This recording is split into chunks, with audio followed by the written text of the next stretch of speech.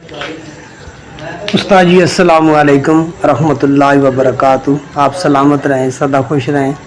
اللہ پاک آپ کو عمر خضر عطا فرمائے اور میرا مالک تا دیر تک آپ کا سایہ ہمارے سروں پر قائم و دائم رکھے۔ بابا جی یہ سہاگا کو اس طرح سے میں نے چولہے پر بریاں کیا ہے، تو آپ نے اپنی ویڈیو میں پیٹ صاف کرنے کے لیے جو طریقہ کار بتایا وہ بھی انشاءاللہ استعمال کروں گا۔ تو بابا جی میں پچھلے کچھ عرصے سے اس سے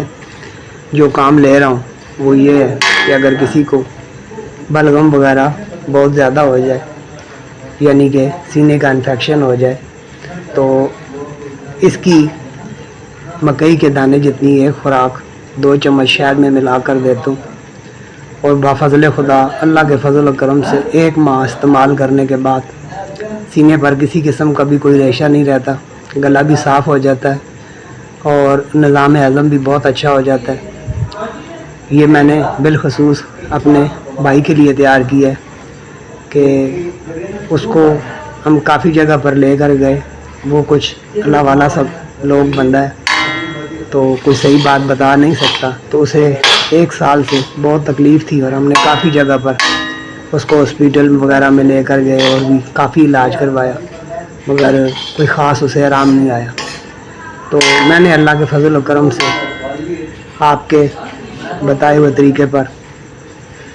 بابا جی یہ بنایا ہے۔ اس سے پہلے بھی میں بناتا رہا ہوں اور یہ میں نے اپنے بھائی کو استعمال کروایا اور الحمدللہ وہ ابھی کافی ٹھیک ہے۔ 10 دن اس کو استعمال کرایا تو مجھے یہ نسخہ بتایا تھا، تو انشاءاللہ اس کو 1 ماہ تک استعمال کرواؤں گا،